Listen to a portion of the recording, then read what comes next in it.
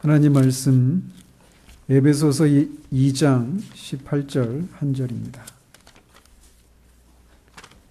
에베소서 2장 18절 하나님 말씀 받으실 때 자리에서 일어나 주시기 바랍니다. 하나님 말씀이 이러합니다. 이는 그로 말미암아 우리 둘이 한 성령 안에서 아버지께 나아감을 얻게 하려 하심이라. 아멘.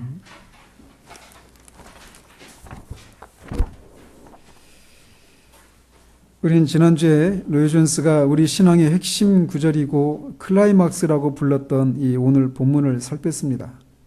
그가 이 구절을 그렇게 부르는 이유는 이 짧은 구절 속에서 삼위일체 하나님이 모두 언급되고 있다는 사실, 그리고 그 삼위 하나님께서 우리 구원에 대해서 관심을 가지시고 합동사역을 하고 계시다는 사실, 또 그 사실은 구원받은 우리가 삼위 하나님의 사랑을 받는 특별한 존재라는 것을 말하고 있기 때문이라고 말씀드렸습니다. 또 이 우리를 구원하시기 위해서 삼위 하나님이 관여하셨다, 이 얘기는 죄가 그만큼 얼마나 큰 것인가라고 하는 것을 말해주기도 한다라고 말씀드렸습니다. 그리고 이 긍정적인 측면에서 이 구절은 우리의 신앙의 궁극적인 목적이 그리스도를 통해 성령 안에서 하나님 아버지께 나아가서 그분과 친밀한 교제를 나누는 것이라고 하는 것을 말해준다고 말씀드렸습니다. 그렇다면 우리가 어떻게 하나님께 나아갈 수 있는가? 그것은 두 가지 길인데 오직 예수 그리스도로 말미암아서 성령 안에서 나아갈 수 있다라는 것입니다. 그래서 지난주에는 먼저 그리스도 예수로 말미암아 하나님 아버지께 나아간다라고 하는 것이 무엇을 의미하는지를 우리가 살폈습니다. 전에는 하나님과 원수되었던 우리가 거룩하신 하나님을 아버지로 알고 나아가서 그분과 친교를 나눌 수 있게 된 것은 그리스도께서 그의 피로 우리의 죄를 담당하셨기 때문이고, 또 그리스도가 하나님 보좌 우편에서 대제사장으로 계시면서 우리를 하나님께 소개하고 계시고, 또 우리 여전히 남아있는 우리의 허물과 죄에도 불구하고 그리스도의 그 의로 우리를 옷 입히셔서 그 허물을 가려주시기 때문이며, 또 우리가 그리스도의 생명을 우리가 가지고 있어서 신의 성품에 참여해서 신이신 하나님과 교제를 나눌 수 있는 그런 사람이기 때문에 그리스도를 말미암아 하나님께 나아가서 친교를 나눌 수 있다라고 말씀드렸습니다. 오늘은 성령 안에서 하나님 아버지께 나아가는 것에 대해서 살펴보도록 합니다. 얘기를 진행하기 전에 저는 여러분에게 묻고 싶습니다. 여러분은 구원의 궁극적인 목적이 단지 죄사함을 받고 천국에 가는 것이 전부가 아니라 우리가 하나님 아버지께 나아가는 것이다라고 하는 것에 대해서 동의하고 계십니까? 그리고 이것에 대해 이것이 특권이라고 하는 것을 인정하고 그 특권을 누리고 계십니까? 우리 신앙생활을 정직하게 돌아본다면 우리가 기도 생활에 얼마나 이 열심을 내고 있는가, 또 그렇지 않은가에 의해서 우리의 신앙이 살아있느냐 그렇지 않느냐를 결정한다라고 하는 것을 고백하게 됩니다. 기도 가운데 하나님 아버지께 나아가서 그분과 친교를 나누며 우리들의 삶에 찾아온 여러 위기로부터 도움을 얻고 우리의 삶이 어디를 향해서 나아가야 될지에 대해서 인도함을 받고 하나님을 즐거워하는 데서 오는 힘과 능력을 기도 가운데서 누리지 못할 때 우리 신앙은 메마르고 우리 신앙이라고 하는 것이 실제적이 않은 것이 되고 맙니다. 그런 면에서 우리가 어떻게 하나님께 기도로 나아갈 수 있는지에 대해서 살피기 전에 우리가 기도라고 하는 행위 자체를 하고 있는지를 먼저 돌아볼 필요가 있어요. 기도 가운데 하나님께 나아가는 것이 우리 신앙의 궁극적인 목적이라는 것에 대해서 우리가 동의한다면 이것을 하고 있지 않다라고 하는 것은 우리 신앙이 이 궁극적인 지점에서 아주 멀리 떨어져 있다라고 하는 것을 말하고 있기 때문에 기도하지 않는 것은 아주 심각한 문제라고 하는 것을 먼저 우리가 자각해야 합니다. 기도 자체를 하지 않는데 기도할 수 있는 근거가 무엇인지, 또 어떻게 기도해야 되는지 노라는 것이 무슨 의미가 있겠습니까? 그러나 우리가 기도가 하나님이 우리에게 주신 특권이요 영광이라고 하는 것을 알고 기도를 하고 있으면서도 우리 기도를 하나님이 들으시는지에 대해서 확신하지 못하는 경우도 있다라는 겁니다. 만약 우리의 기도를 하나님이 들으신다라고 하는 것을 모른다면 우리의 기도는 무의미한 것이 되고 말 것입니다. 우리의 삶의 이런저런 위기 때 우리는 하나님 앞에 기도합니다. 그런데 정작 기도하면서 하나님이 우리의 기도를 들으신다라고 하는 확신이 없이 기도하는 경우가 종종 있다라는 겁니다.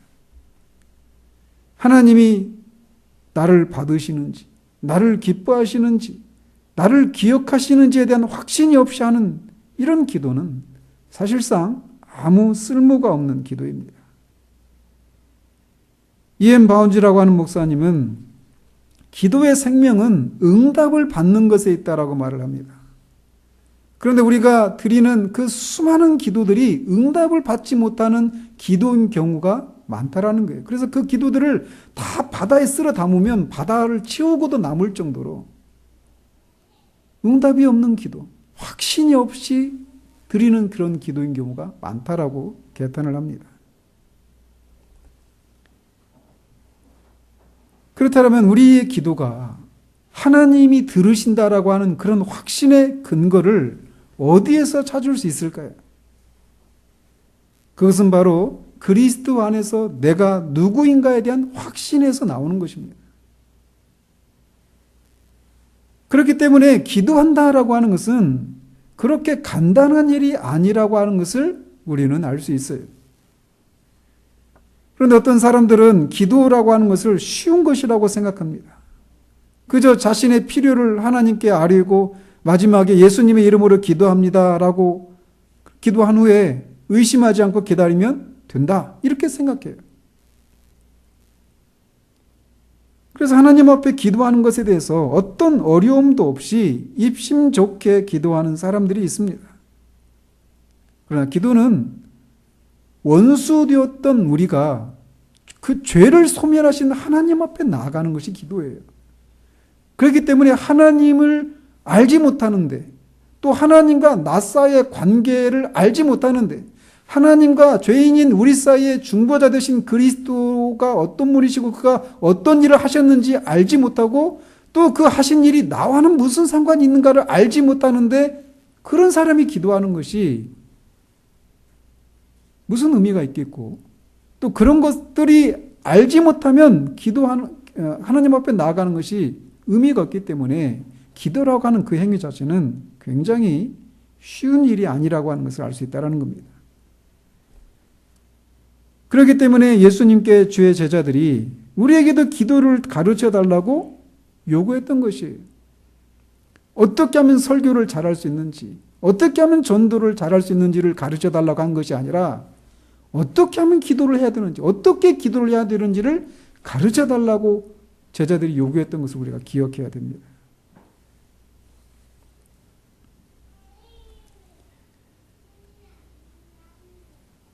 따라서 우리는 기도하는 법에 대해서 배워야 합니다.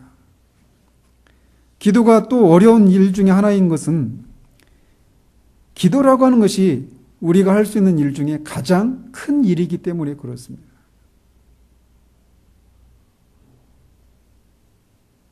기도 가운데 우리는 우주의 창조주이신, 우주의 왕이신 하나님과 교제를 나누는 겁니다. 엊그저께 남북 정상회담 했잖아요.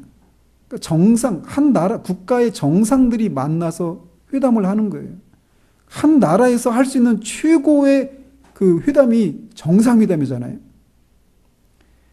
그런데 우주의 왕이시고 우주의 통치자이신 하나님과 우리가 친교를 나누는 것이 기도란 말이에요. 이것과 비교할 수 있는 일이 어디 있겠습니까? 가장 큰 일이 바로 기도라는 것입니다.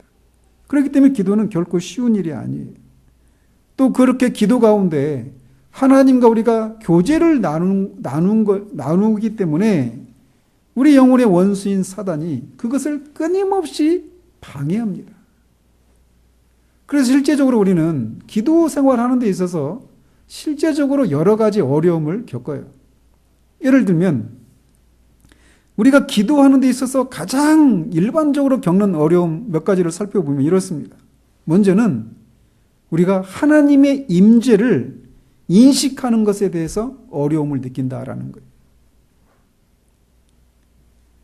하나님은 보이지 않으시는 영이신 분이십니다.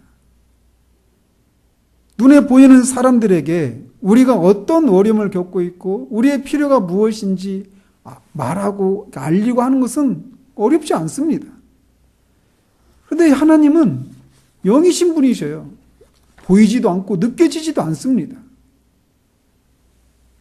그래서 하나님께 기도하려고 하면 마치 허공을 향해서 기도하고 있는 것처럼 모든 것이 막막해집니다.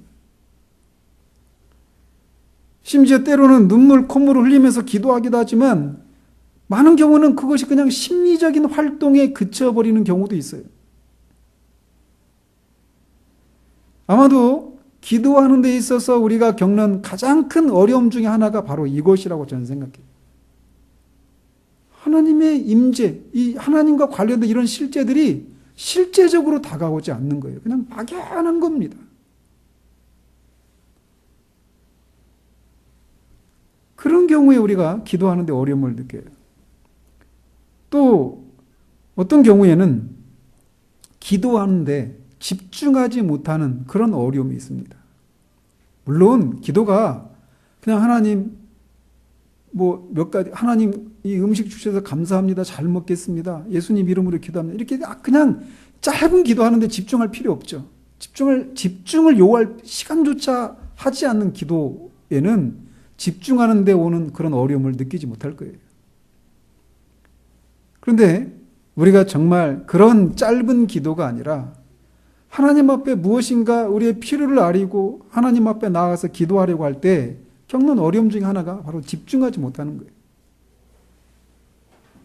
그래서 기도하려고 하면 갑자기 밑도 끝도 없이 수많은 잡생각들이 우리의 머릿속에 막 떠돌아다닙니다.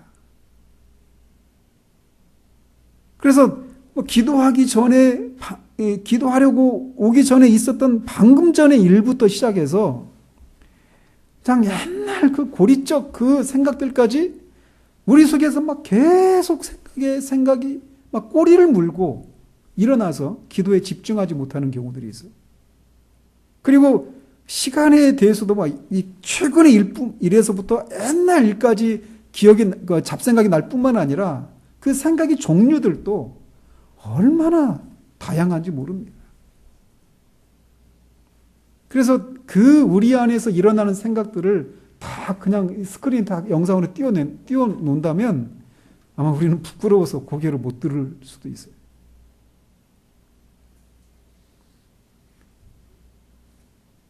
또 기도하는 데서 우리가 일반적으로 겪는 어려움은 기도할 때 기도하는 우리 자신이 하나님 앞에 얼마나 부족하고 자격이 없는 사람인가를 인식하는 데서 오는 어려움이에요. 그래서 기도의 자리에 나오기 전에 방금 지었던 그 따끈따끈한 죄 때문에 우리가 기도를 하려고 하는데 한마디 말도 나오지 않는 경우도 있어요. 여러분, 방금 전에 우리가 예배 중에 기도하잖아요. 참여 기도를. 근데 그때도 기도하려고 할 때 이런 어려움이 있을 수도 있어요. 또는 우리도 까맣게 잊었던 옛날에 어떤 그 한 가지 죄가 갑자기 우리에게 떠오를 때도 있어요. 그래서 그런 죄로 인해서 하나님 앞에서 그런 내가 어떻게 하나님 앞에 감히 기도할 수 있는가, 나아갈 수 있는가라고 하는 그런 생각이 우리의 마음을 사로잡아서 기도하는데 어려움을 겪는 경우가 있습니다. 많은 경우에는 영적 침체에서도 살폈지만 우리가 어떤 특별한 한 가지 죄, 이 문제가 딱 우리를 사로잡을 때 우리는 침체에 빠집니다. 그 배후에는 사탄이 있어요.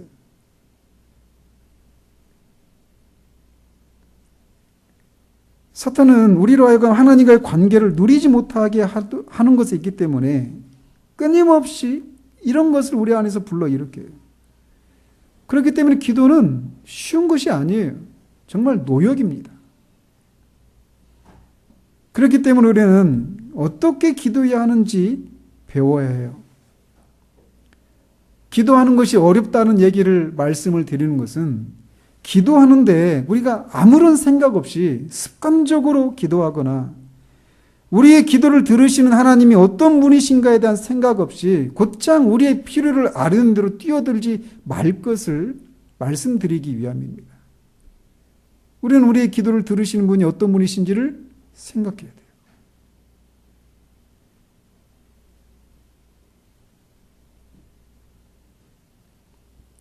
따라서 우리는 어떻게 기도로 하나님께 나아갈 수 있는가를 살펴야 되는데, 지난주에 이 본문을 통해서 말씀드린 것처럼 우리가 하나님께 나아갈 수 있는 두 가지, 기도 가운데 나아갈 수 있는 두 가지 진수는 그리스도로 말미암아서 그리고 성령 안에서 가능하다라는 겁니다. 우리가 기억해야 할 것은 이 그리스도로 말미암아서 아버지께 나아간다, 또 성령 안에서 아버지께 나아간다라고 하는 이 두 가지가 항상 같이 가야 한다라는 것입니다. 어떤 사람은 이 두 가지 중에 하나만을 강조하는 경우가 있어요. 그래서 어떤 사람은 그리스도로 말미암아 하나님 아버지께 나아갈 수 있다는 사실만 강조합니다. 그러면서 오늘 살펴보려고 하는 성령 안에서 하나님께 나아간다는 사실은 간과해요. 그런 사람의 경우에 그들의 기도는 영적으로 죽어 있을 수 있습니다. 그들의 기도는 매우 정통적이고 바른 기도일 수 있지만 그들의 기도에는 살아계신 하나님과의 살아있는 접촉과 그로 인한 생기가 전혀 없어요. 그들의 기도는 신학적으로 매우 바르고 옳지만 영적이지 않다라는 겁니다. 이런 기도는 아무런 쓸모가 없습니다. 기도란 살아계신 하나님과의 접촉이라고 로이 존스가 말하는데 얼마나 적실한 그런 표현인지 모르겠습니다.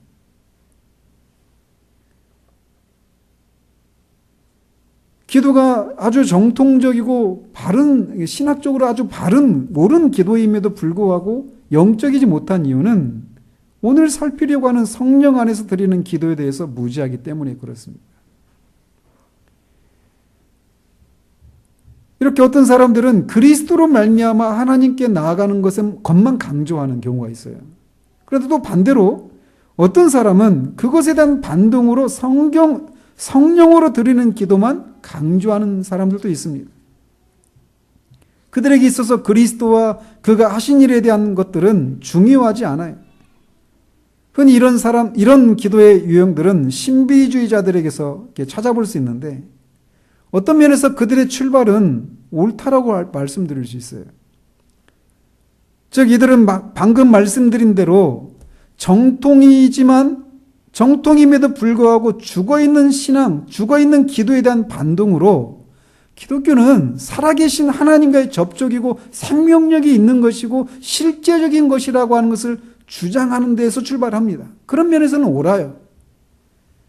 그런데 이에 지나쳐서 기도 가운데 하나님께 나아가 그분과 친교를 나누는 것에 있어서 그리스도의 필요성을 느끼거나 주장하지 않는 것은 않는 대로 나가는 것이 잘못되었다는 것입니다. 오늘날 메마른 신앙에 대한 반동으로 성령을 강조하는 사람들에게서 이런 모습들을 쉽게 찾아볼 수 있어요. 관상기도니 이런 유의 기도들이죠. 그러나 우리가 지난주에 살핀 대로 그리스도를 통하지 않고 하나님께 나아갈 수 없다라고 하는 것을 우리는 잊어서는 안 돼요.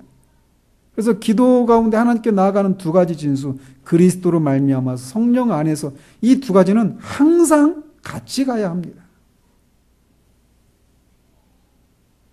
우리는 우리 주 예수 그리스도를 의지해서 기도하는 것에 대한 중요성을 어느 정도는 인정하고 압니다.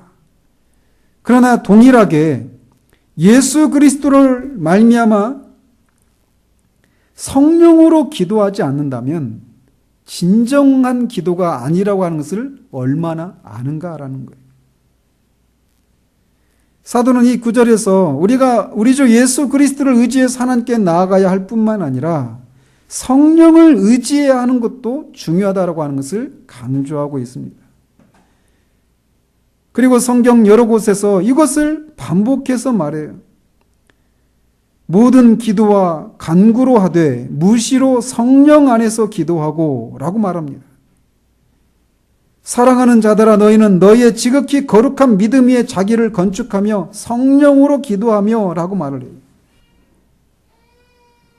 그래서 그리스도를 의지해서 기도하는 것이 중요할 뿐만 아니라 성령으로 기도하는 것도 같이 중요하다라고 하는 것을 우리가 인식해야 한다라는 것입니다. 성령을 그리스도로 말미암아 기도하는 것에서 그치고 성령 안에서 기도하지 않는 그런 기도는 굉장히 메마르고 기계적이고 생명력이 없어요.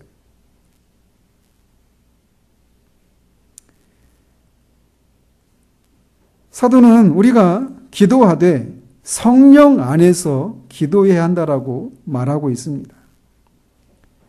이 사실, 성령으로 우리가 성령 안에서 기도해야 된다라고 하는 이 사실은 기도라고 하는 행위에 있어서 중요하지 않은 것들이 있다라고 하는 것을 간접적으로 우리에게 시사해 주고 있습니다. 예를 들면 어디에서 기도해야 되는가는 그렇게 중요한 문제가 아니라는 것을 우리에게 말해주고 있어요.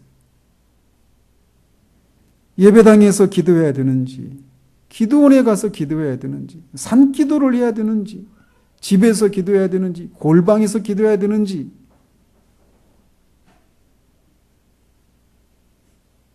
그건 중요한 문제가 아니라는 것입니다. 또한 시간의 문제도 중요하지 않다라고 하는 것을 우리에게 말해줍니다. 특히 새벽 기도를 강조하기 위해서 새벽에 하나님이 일하셨던 그런 성경의 그런 이적들을 끌어들여서 새벽에 기도해야 된다 이렇게 강조하는 분들이 있어요. 그러나 여호수아는 해가 질 무렵에 태양이 계속 떠 있기를 기도했어요. 새벽이 아니었습니다. 그럼 하나님의 이적들이 새벽에만 나타나는 게 아니에요. 근데 한 가지 어떤 신앙 행위를 강조하기 위해서, 새벽 기도를 강조하기 위해서 새벽에 기도해야 된다 이렇게 주장하는데 시간의 문제는 중요한 문제가 아닙니다. 또는 하루에 정해진 그런 시간, 정해진 시간에 기도해야 된다라고 하는 것도 중요한 문제가 아니라는 것을 우리가 기억해야 돼요. 그래서 하루에 3번씩 정해진 시간에 기도해야 된다. 그런데 한 가지만 줄여서 말한다면 새벽에 기도해야 된다. 딱 정하고 있어요. 새벽에 기도 늦잠 자서 못 나왔어요. 그러면은 안 해버립니다. 왜? 새벽에 해야 되는데 못했으니까. 낮에 하면 안 됩니까? 좀 늦게 하면 안 됩니까? 중요한 문제가 아니라는 거예요. 언제 기도하는 것은. 제가 여러분에게 새벽 기도 그렇게 강조하지 않죠. 제가 새벽 기도를 하는 이유가 뭐냐면 직장 생활하는 분들이 자기 시간을 자기 마음대로 활용할 수 있는 시간이 그 시간밖에 없기 때문에 그렇게 하는 거예요. 또 몸가짐을 어떻게 하면서 기도해야 되는지도 중요하지 않다라고 하는 것을 우리는 간접적으로 이렇게 알 수 있어요. 무릎을 꿇고 기도해야 됩니까? 저는 할 수만 있으면 무릎을 꿇고 기도합니다. 실제로 이렇게 신방을 가보면 어르신들이 관절이 아프잖아요. 그러니까 신방 가서 이제 그 예배 드리고 기도하려고 하면 막 무릎을 꿇지 못하는 것에 대해서 굉장히 미안해하고 어떻게 할 줄을 몰라 하시는 분도 계셔요. 누워서 기도하면 안 됩니까? 기도의 자세는 중요한 문제가 아니에요. 손을 들어서 기도해야 됩니까? 손을 모아서 기도해야 됩니까? 기도의 이 어떤 자세, 이것도 중요한 문제가 아니에요. 본질적인 문제는 성령으로 하는 기도여야 한다는 것입니다. 장소나 시간이나 기도의 어떤 자세, 이런 것은 중요한 문제가 아니라는 거예요. 그런데 왜 제가 이런 말씀을 드리느냐? 실제로 기도 생활하는 데 있어서 그런 것들을 굉장히 중요하게 생각하는 경우들이 있다는 거예요. 그래서 그런 것들을 따라서 기도하면 기도한 것으로 생각한다라는 것이죠. 그러나 그런 것을 다 정해진 것을 따라서 기도했다 하더라도 성령 안에서 하는 기도가 아닐 수 있다는 것을 우리가 기억해야 한다는 것입니다. 중요한 것은 성령 안에서 하는 기도여야 한다는 거예요. 또 기도 관련해서 많은 논쟁이 되고 있는 게 뭐냐면 정해진 기도문을 따라서 기도해야 되는가, 기도하지 말아야 되는가, 이 문제도 있습니다. 지금까지도 논쟁적이죠. 그래서 어떤 기도문이 다 정해져 있어요. 예배 때, 회개 기도, 특히 카톨릭에서 그런 기도문이 정해져 있죠. 그리고 성공회에서도 그런 기도문이 다 정해져 있어요. 그거 관련해서 많은 논쟁이 있었습니다.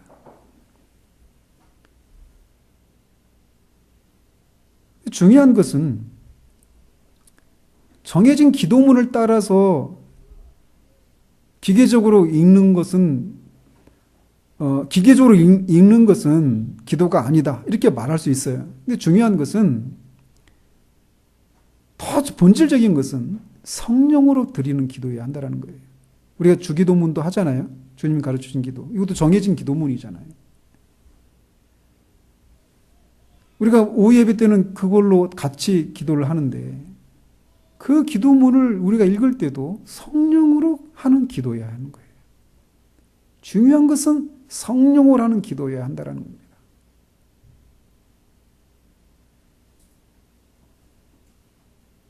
따라서 성령이 없이 기도문을 기계적으로 읽는다거나 성령이 없이 정해진 장소에서 정해진 시간에 정해진 그런 기도 자세로 기도한다고 하는 것은 아무런 의미가 없다라는 것을 우리가 기억해야 돼요. 중요한 것은 성령으로 기도해야 한다는 겁니다. 심지어 성령이 없이는 예수 그리스도의 인격과 사역을 의지하는 것만으로도 하나님과 교제를 나누는 것이 불가능하다고 말할 수 있어요. 따라서 다시 한번 강조하지만 그리스도와 성령은 하나님 아버지와 교제를 나누는 데 있어서 진수가 되시는 분이시다라는 겁니다. 그렇다면 성령께서 실제적으로 우리의 기도 가운데 어떤 역할을 하시는가? 성령 안에서 하는 기도는 어떤 특징을 갖고 있는가? 살펴보면 먼저는 성령은 영적인 것들에 대한 감각을 되살리시는 일을 하십니다. 우리는 허물과 죄로 죽어 있었던 사람들이었습니다. 그러나 그런 우리가 예수 그리스도의 피로 말미암아 구원을 받았어요. 그리스도와 함께 우리가 일으키심을 받았습니다. 살아났습니다. 그럼에도 불구하고 이 죄와 허물의 그 죽음의 요소가 여전히 구원받은 우리에게도 남아있다는 거예요. 그래서 때로는 영적인 것들에 대해서 우리가 우둔해요. 감각이 없을 때가 있습니다. 그리고 생명이 없고 기계적이 될 때가 있어요. 그래서 영적이고 신령한 것들이 실제적이고 현실적으로 우리에게 느껴지지 않는 때가 있다라는 것입니다. 그런 상태로 우리가 기도할 수가 없어요. 그렇기 때문에 성령께서 기도 가운데 먼저 하시는 일은 이렇게 우리의 허물과 죄로 영적인 것들에 대해서 죽어있고 우둔한 상태 가운데 있는 우리의 심령을 새롭게 하시는 일을 하신다라는 것입니다. 우리 영혼을 소생시키시고 다시 살리시고 우리를 깨우쳐 주시고 영적인 것들을 감각할 수 있도록 하시는 그런 일들을 우리 안에서 하신다라는 것입니다. 이렇게 우리 안에서 신령한 마음과 신령한 영적인 사고를 할 수 있도록 하시는 분이 바로 성령이신 거예요. 이런 성령의 역사를 통해서 우리 영혼이 영적인 것들을 감각하기 시작할 때 비로소 기도가 시작이 되는 거예요. 이런 일이 있기 전까지 이런 일이 시작되기 전에 우리가 기도를 하고 있을 수 있습니다. 그런데도 여전히 영적인 것들에 대해서 무감각해요. 우리 영혼이 거기에 마음이 실리지 않습니다. 그러나 성령께서 우리 영혼을 소생시키실 때 영적인 것들이 갑자기 박물관이 살아있다 그 영화에서처럼 그 죽어 있었던 그 모든 것들이 영적인 것들이 갑자기 꿈틀대면서 우리에게 다가오기 시작해요. 그게 성령께서 우리의 기도 가운데 역사하시는 시작입니다. 그때 우리는 비로소 기도할 수 있는 거예요.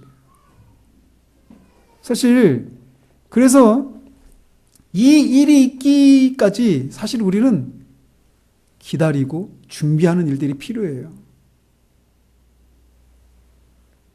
그래서 하나님을 묵상하고 하나님 앞에 우리가 누구인지 그리스도께서 어떤 일을 하셨는지 이런 것들을 진리를 계속 묵상하는 이런 과정들을 이런 시간들을 가져야 되는 거예요.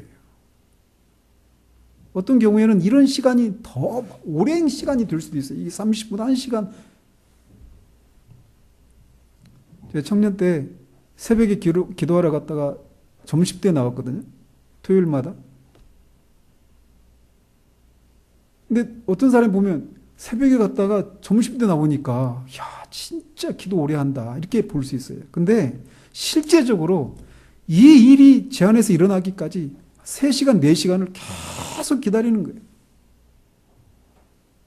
여러분이 그렇게 계속 하라는 얘기, 똑같이 하라는 얘기가 아닙니다. 성령께서 먼저 우리 안에서 영적인 것들을 실제적으로 우리가 느낄 수 있도록, 감각할 수 있도록 하시는 일들이 있을 때 이제 비로소 우리의 기도는 시작이 되는 거예요. 근데 그 일이 있기도 전에 다 가버리죠. 성령이 하시는 일들은, 성령이 하시는 기도가 그래요. 그렇다고 해서 제가 말씀드린 것처럼 3시간, 4시간 있어야 된다 이렇게 말씀드린 게 아닙니다. 그냥 기도하자마자 그렇게 될 수도 있어요.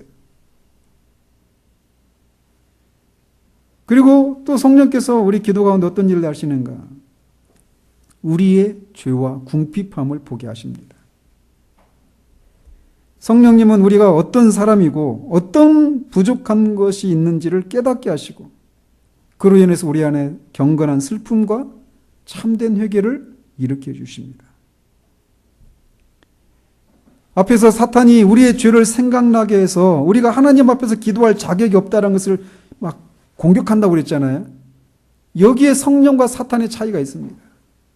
사탄은 그런 우리도 잊어먹었던 그런 죄들을 생각나게 해서 하나님 앞에 한마디 말씀도 아뢰지 못하게 하는 일들을 하지만 성령님은 우리의 그런 부족한 것들을 일깨우셔서 우리가 하나님의 은혜가 필요하다는 사실들을 자각하게 하셔요. 성령은 우리로 하여금 우리의 부족함을 깨닫게 하시고 우리를 낮추고 경건한 슬픔 가운데서 우리 자신의 상태에 대해서 근심하며 하나님께 회개하도록 하십니다. 그런 근심을 하나님의 뜻대로 하는 근심이라고 부르죠. 이런 상태는 기도에 있어서 아주 중요한 이 촉진제, 윤활유와 같은 것입니다. 그러나 이것은 기도의 종착역이 아니에요. 하나님 앞에서 우리가 우리의 죄와 여러 가지 궁핍함과 부족함들을 보게 하실 때 우리의 마음은 낮아집니다. 겸비해집니다. 그래서 심령이 가난해져요. 그런데 그게 종착역이 아닌 거예요. 거기에서 이제 나가는 겁니다. 그 마음의 상태를 계속 유지하며 하나님 앞에 나아갈 수 있게 되는 거예요. 이렇게 하나님 앞에 우리의 죄인됨과 또 우리가 마땅히 도달해야 될 그런 지점에 도달하지 못한 우리들의 그 부족함을 인식하게 하시고 그리스도 안에서 누구든지 누릴 수 있는 그런 기업의 풍성함을 누리지 못하는 그런 우리를 성령께서 보게 하셔요. 그리고 그런 마음의 상태를 상한 마음이라고 할 수 있어요. 심령이 가난해졌다 이렇게 말할 수도 있는데 그런 우리를 하나님께서 불쌍히 여기시고 복을 내려주시는 것이 필요하다라고 하는 것을 성령은 보여주십니다. 그 순간 우리는 여러 많은 사람 중에 있는 그냥 자신이 아니라 마치 하나님 앞에서 혼자 있는 것 같은 그런 단독자로 하나님 앞에 그 순간 서게 됩니다. 그 순간 우리들은 더 이상 어떤 사건들이나 어떤 일어나는 일들에 관심을 두지 않게 돼요. 오직 하나님 앞에서 고립된 단독자로 한 영으로 서 있어서 하나님이 우리를 불쌍히 여겨주시기만을 구하는 그런 마음의 자세로 서게 됩니다. 그리고 그분을 알고 싶어하는 소원을 느끼게 되고 그분을 만나고 싶은 그런 마음을 가지게 돼요. 그 마음은 하나님을 향한 굶주림과 갈망을 불러일으키는 대로 인도합니다. 하나님을 향한 갈망과 굶주림이 무엇인지를 아는 사람이 이 세상에서 가장 귀하고 고상한 사람이에요.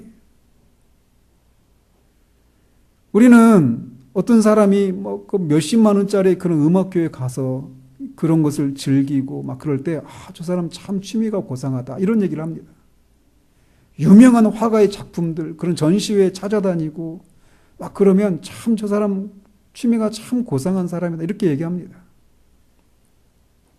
근데 하나님은 최고 선이신 분이십니다. 그 하나님을 향한 굶주림과 갈망을 가지고 있다라고 하는 것은 그 사람이 이 세상에서 가장 귀하고 고상한 사람이라고 하는 것을 말해주는 거예요. 가장 최고의 그 대상을 향한 굶주림과 갈망을 가지고 있는 것. 그것이 그 사람을 가장 귀하고 고귀한 사람이라고 말해주는 평가 기준인 것이죠.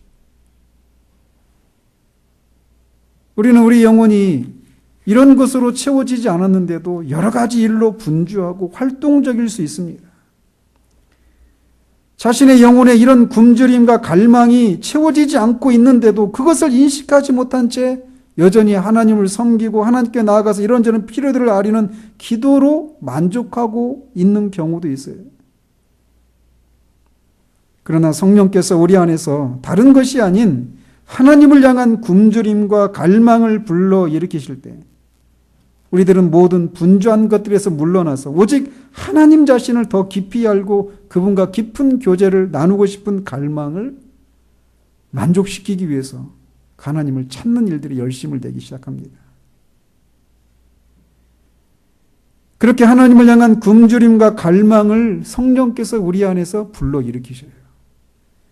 그리고 나서는 성령은 영광 중에 계신 하나님을 우리에게 보여주십니다. 그뿐만이 아니라 하나님을 우리의 아버지로 보여주셔요. 하나님이여 사슴이 시냇물을 찾기에 갈급한 같이 내 영혼이 주를 찾기에 갈급하니이다. 내 영혼이 하나님 곧 생존하시는 하나님을 갈망하나니 내가 어느 때에 나아가서 하나님 앞에 배울까. 성령께서 그 안에서 역사하신 사람의 기도는 하나님께 기도하고 싶은 것으로 만족하는 것이 아니라 생존하신 하나님과의 살아있는 교제를 나누고 그분이 자신을 사랑하신다라고 하는 것을 확인받고 싶어하고 그분과 함께 있고 싶어합니다. 이 과정에서 성도는 영적으로 상사병에 걸린 것처럼 보이기도 합니다.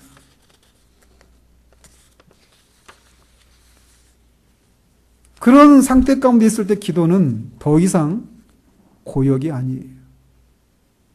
형식적이거나 틀에 박힌 것이 될 수가 없습니다. 기도는 다른 것이 아니라 루이존스가 말한 것처럼 살아계신 하나님과의 접촉이에요. 성령은 그렇게 하나님을 향한 굶주림과 갈망을 불러일으키시고 또 그 하나님을 영광 중에 계신 하나님을 우리들에게 계시해 주셔요. 또 성령이 기도 가운데 하시는 일 중에 하나가 무엇이냐면 예수 그리스도를 우리에게 계시해 주시는 일을 하십니다. 성령이 이 땅에 오신 목적은 예수 그리스도를 영화롭게 하는 것이에요. 그래서 성령은 우리의 전적인 죄성, 어떤 전적인 타락과 죄의 그 부패함과 연약함, 그런 것을 보여주시고 또 하나님의 영광을 보여주신 다음에 우리를 주 예수 그리스도에게로 인도하십니다.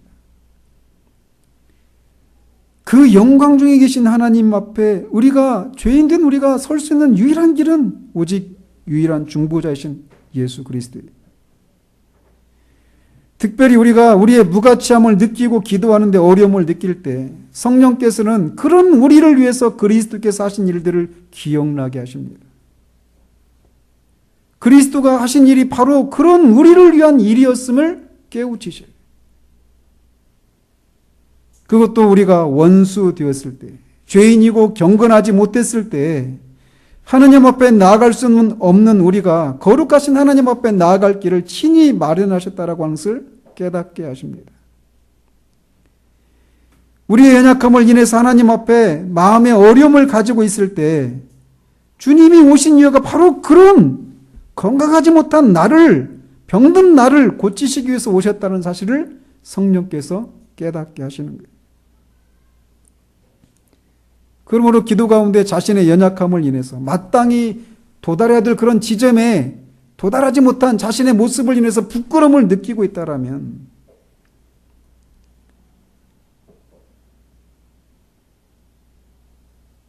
성령께서 그리스도께서 하신 일들을 우리에게 계시해 줄 것을 기도로 나아가야 합니다. 성령으로 하는 기도는 반드시 우리가 이런 일로 어려움을 느낄 때마다 그리스도의 인격과 그의 하신 일을 우리에게 펼쳐 보이시는 것을 통해서 우리로 하여금 그리스도의 그 피의 공로를 힘입어서 지성소로 나아갈 수 있도록 하시는 일들을 하십니다.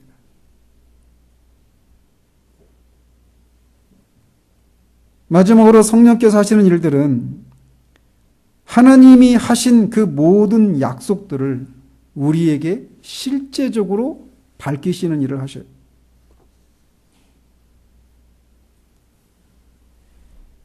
우리가 앞뒤가 꽉 막힌 것과 같은 그런 시련과 환난의 때에 어떻게 해야 되는지 하나님께 부르짖을 수밖에 없을 때 성령께서는 하나님이 말씀을 통해 하신 모든 약속들을 우리가 이해할 수 있도록 펼쳐 보여주십니다. 그리고 그 약속을 하신 하나님이 어떤 분이신지를 우리에게 밝혀주셔요. 그분의 능력이 얼마나 크신지를 우리에게 밝혀주십니다.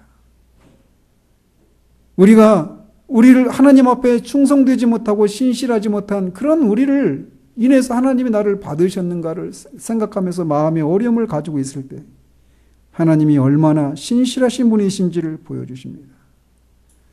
그가 모든 피조물들을 복되게 하시는 것이 그분의 성품이라고 하는 것을, 즉 그분의 선하심을 성령은 우리에게 보여주십니다. 그런 분이 그리스도를 인해서 우리의 아버지가 되신다는 사실을 성령께서 펼쳐 보여주시는 거예요. 사실 성령께서 기도 가운데 하나님이 어떤 분이신지 우리에게 조명해 주실 때 우리들의 기도는 이미 응답을 받은 것입니다. 여러분이 시편을 읽어보시면 그들은 기도 가운데 처음에는 탄식과 슬픔과 어떤 두려움 가운데 하나님 앞에 막 나아갑니다. 그러면서 자신의 궁핍함을 하나님께 호소해요. 그러다가 그들이 기도 가운데서 하나님의 성품을 발견하고는 자신의 상황이 변하지 않았는데도 하나님을 찬양하면서 기도를 끝쳐버리고 기도를 마칩니다. 여전히 상황이 안 바뀌었는데도 불구하고 자신의 상황을 아려는 가운데 하나님이 어떤 분이신가라고 하는 것을 그들이 그 사실 앞에 딱 직면했을 때 그 하나님을 즐거워 찬양하고 영광을 돌리면서 마쳐버려요. 그리고 우리는 나중에 그 기도가 어떻게 응답이 됐는지를 다른 성경에서 우리가 찾아보게 되는 거죠. 즉 하나님은 우리가 직면한 그 상황에 맞게 자신의 성품을 성령을 통해서 우리에게 계시해 주시는 거예요.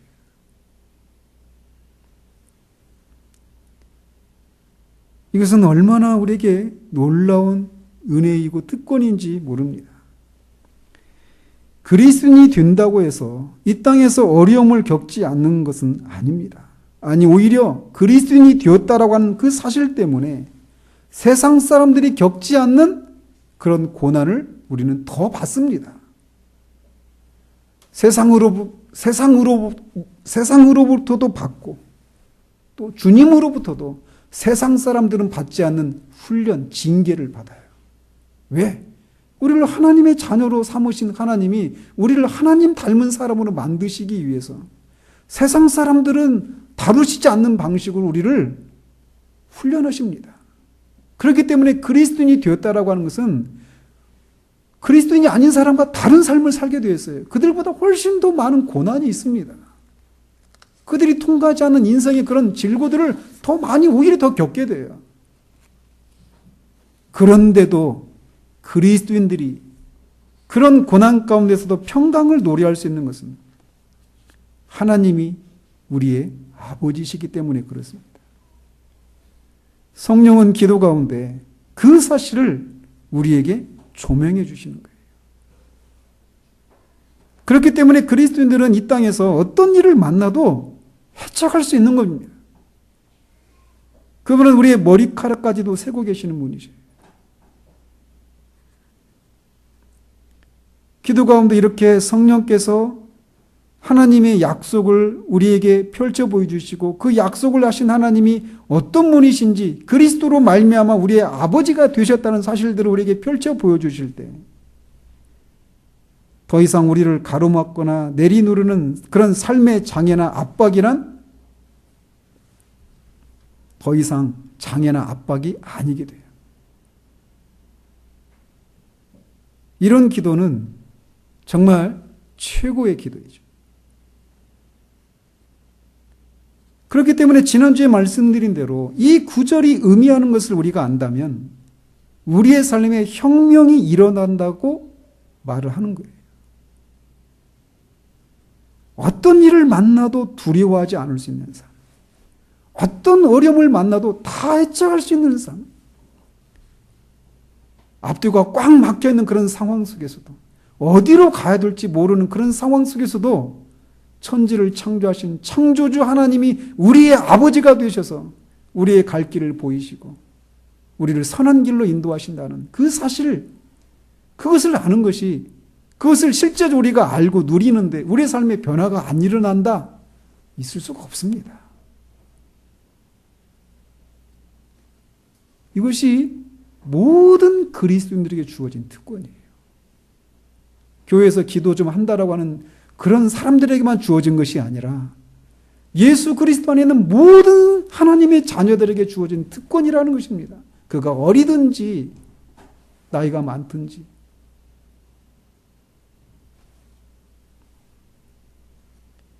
만약 여러분이 기도 가운데 성령께서 하시는 일들을 제가 언급한 이런 내용들에 대해서 여러분이 내가 그런 기도를 드렸었던 적이 있는데 라고 생각하신다면 여러분 안에 성령이 계시다라고 하는 것을 확신하셔도 좋습니다. 여러분이 어떤 환상을 보지 않고 보지 못하고 방언으로 기도하지 못한다 하더라도 여러분이 기도 가운데 이런 일들이 여러분 가운데 있었다라면 성령님이 분명히 여러분 안에 계셔요. 왜냐? 이런 일을 하시는 분은 성령이시거든요. 성령께서 기도와 관련해서 우리 안에서 하시는 일이 바로 이것입니다.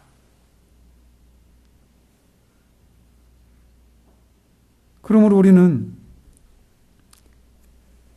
살아서 우리 영혼이 살아나서 영적인 것들을 감각하면서 하나님 앞에 기도할 수 있기를 위해서 기도해야 됩니다. 저는 개인적으로 기도하든 아니면 같이 모여서 기도하든 항상 기도할 때 먼저 기도하는 게 이거예요. 우리가 기도할 수 있기를. 기도할 수 있도록 기도합니다. 그러면서 기도를 시작해요. 기도할 수 있다고 할 때 바로 이런 기도를 말하는 거예요.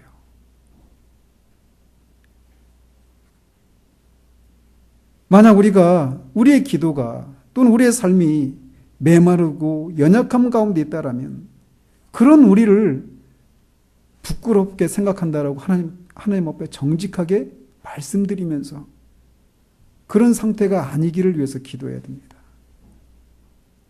하나님을 알고 싶다라고 하나님 앞에 말씀드리십시오. 하나님을 만난다라고 하는 것이 바로 그런 의미예요. 기도 가운데 성령께서 우리에게 하나님의 어떠하심을 계시해 주시는 거예요.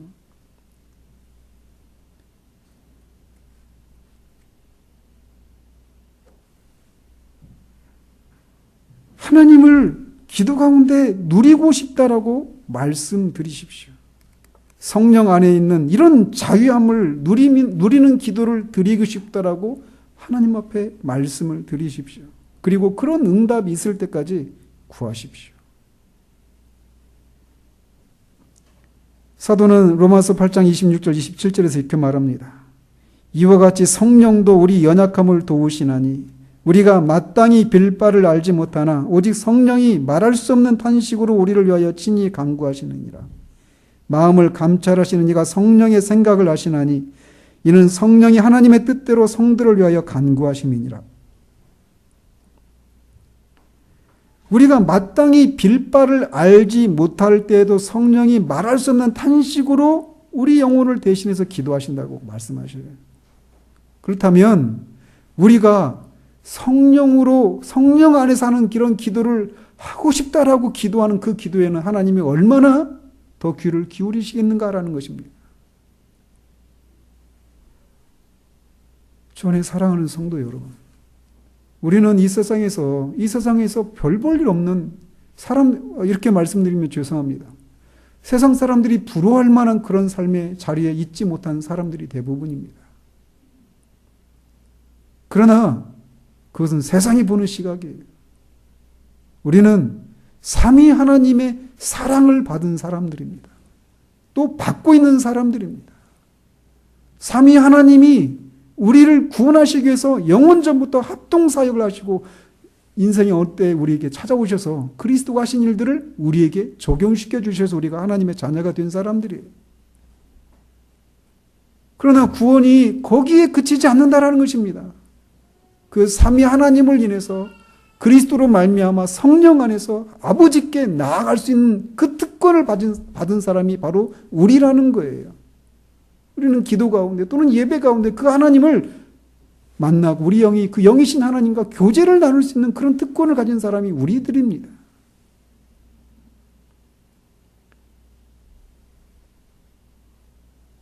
기도는 우리에게 하나님이 주신 말할 수 없는 특권이에요.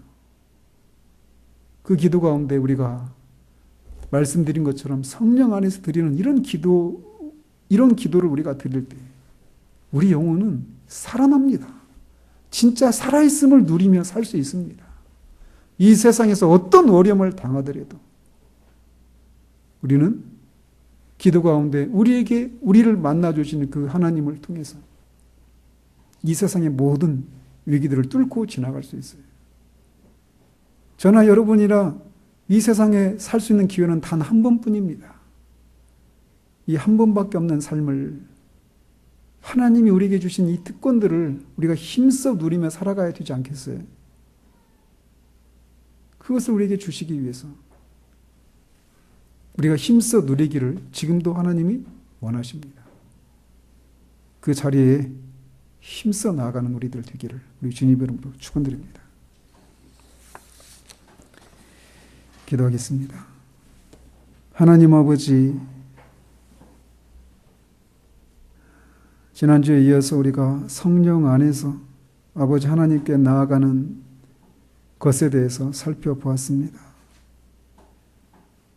성령이 우리 안에 계시다라고 하는 것을 우리는 얼마나 막연하게 생각하고 성령 안에서 하는 기도에 대해서도 우리는 환상을 경험하거나 또는 방언을 통해서 하거나 와 같이 어떤 그런 신비로운 초자연적인 그런 은사와 관련해서만 생각하는 경우들이 있습니다.